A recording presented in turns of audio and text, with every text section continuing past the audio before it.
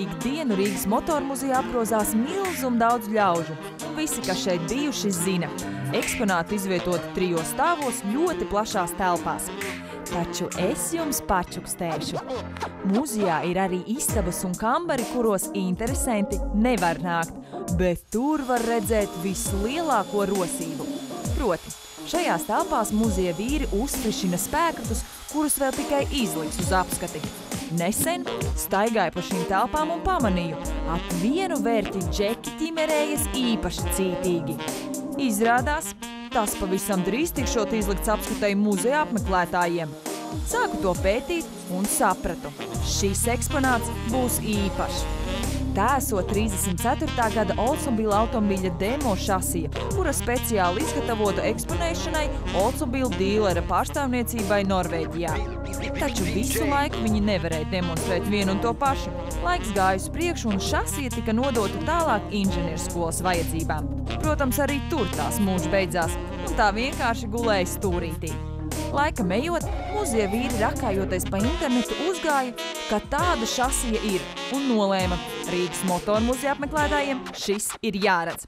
Mēs gribējām saviem skatītājiem, apmeklētājiem parādīt automobīļa iekšpusi, kas tam lācītim vēderā, tā teikt, lai varētu redzēt. Un līdzīgi aparāti šeit tad bija lietoti šoferu klasēs, DOSAP mācību skolās un tā tālāk. Diemžēl laikam lielākā daļa ir lūžņos, tā ir viena lieta. Otrs, ka tie bija pajauni relatīvi un parasti kravas automobīļi, lieli, masīvi, tādi nemīlīgi. Palaimējās, ka šis te ir autentisks 34. gada Oldsmobile automobīļa šasija. Starp citu, 2. reizi cīņā tika uzvarēti amerikāņi. Tāpat kā Krastinauto, arī šo savā īpašumā vēlējās iegūt kāds no Amerikas muzejiem, bet nekā tika mūsējiem. Masīvs tērauda rāmis apakšā ir ar šo te X veida pastiprinājumu centrā. Tas bija jauninājums tajā gadā.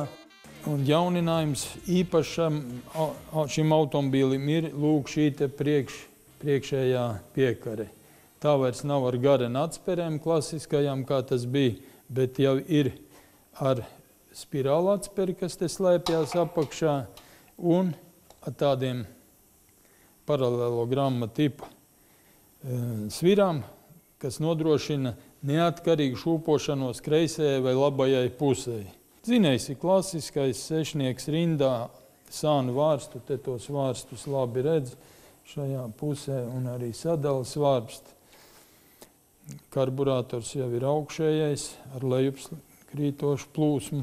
Automobīls ir uzšķērts tā, ka mēs varam redzēt jebkurā agregātā, kas tur ir iekšā, kaut vai te ātrumkārbā, jā, ir izgriezts maksimāli un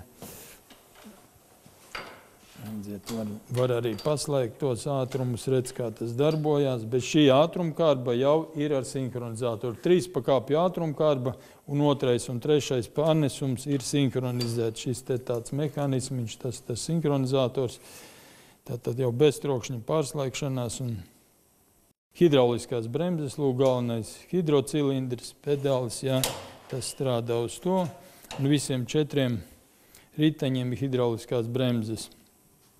Kādēļ viss ir tik spožs? Tādēļ, ka tas ir tāds izstādes vai demo paraugs. Protams, šī šasija no rūpnīcas iznāca praktiski nokrāsota visa melna, bez kaut kādiem izskaistinājumiem, bet izstādē gribās parādīt, lai smukāk. Labi redz diferenciāli aizmugurē, bet tur nekā viltīga nav klasiskais diferenciāls, vienīgi kurš to nav redzējis. Tā redz to pakaļējo pārodu. Neparakstāks ir šis te šķērs stabilizators. Vairāk bija pierasts, ka stabilizatori ir priekšpusē vispirms un tad pārcēlās pakaļējo asi, bet pat cik priekši tika tik ļoti sarežģīta jau tajā gadā 34. tad stabilizatoru uzlika aizmugurē. Te viņš ir interesanti, ka apvienots arī ar amortizatoriem. Tātad divpusējās darbības hidrauliski amortizatori. Te viņš ir, jā, un tas ir šķērs stabilizators sajūgts kopā. Te tā viens no riteņiem ir palobījies nost, redziet, bet te var redzēt diagonālās riepas uzbūvi. Labi, tādēļ mēs nemaz nemēģinājām viņu salīmēt atpakaļ, lai tas viens paliek. Jā, štancētie tērauda riteņi, tādi mirkli atpakaļ bija vai nu koka vai drāšu spieķu riteņi, bet te jau ir štancēti viena gabala, tas centrs no tērauda. Riepas ir paplatināta izmēra, balonriepas, pats sevišķu maksu tādas varēja dabūt augstākam komfortam. Šī šasija ir unikāla un vienīgā tāda Latvijā. Tāda nav daudz arī ārzemēs, tikai dažos lielākajos muzejos un pat tur tikai no padomju laika spēkratiem. Šī automobīļa šasija saglabājusies no tālā 34. gada, un viss, kas toreiz tika uzlikts, sagriezts un rādīts, to mēs skatoties uz šo vērķi redzam vēl šodien. Jau kādu laiku šo unikālo šasiju Rīgas motormuzejā var aplūkot ik viens no jums. Drusciņi bija sabojājuši studenti, piemēram, ātrumkārbas pārslēgi. Tas, jā, to redz, ka tūkstošiem reižu tas bija slēgts, un tā laikam mīļākā nodarbošanās bijusi. Tas bija galīgi. Nācās daudz, nedaudzas, bet tomēr detaļas izgatavot pilnīgi no jauna.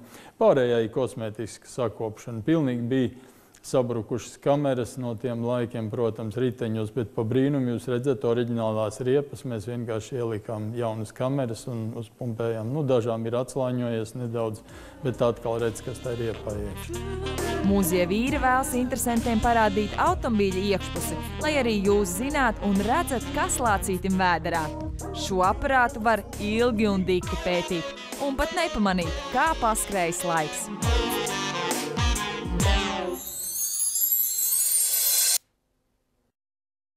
Tas šoreiz